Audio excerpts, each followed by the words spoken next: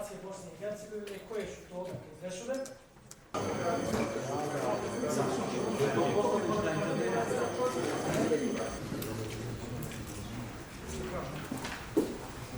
Ne mogu ja biti protiv nečega kako narodi misli da su male hidroelektrane uzrok ekološke katastrofe.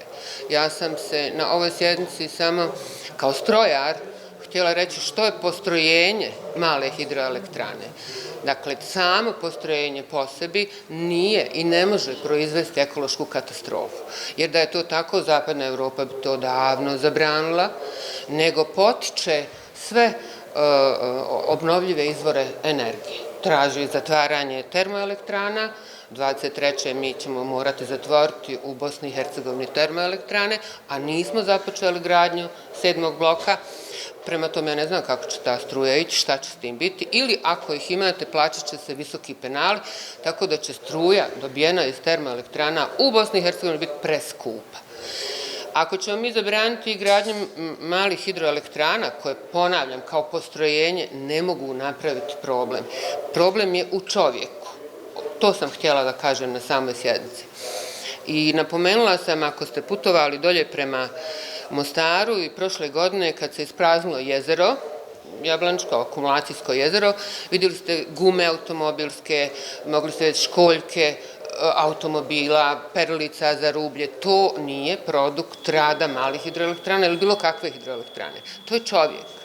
Čovjek je problem. Čovjek kroz svoje poduzeće ne plati prečistače, nego ispusti vode svoje prljave ili čak i zarazne, proizvodeći nešto u rijeke. Čovjek proizvodi problem.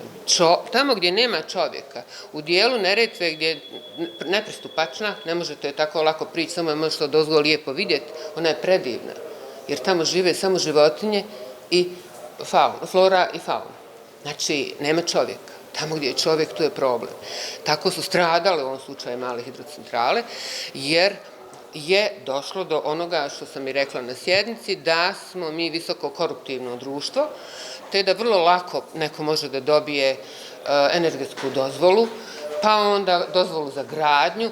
Tu se stvara problem, plaća se očigledno, korumpirano je to, izdaju se dozvole za postrojenja koja ne zadovoljavaju uvjete i nisu tehnički onakve kako bi trebalo da bude.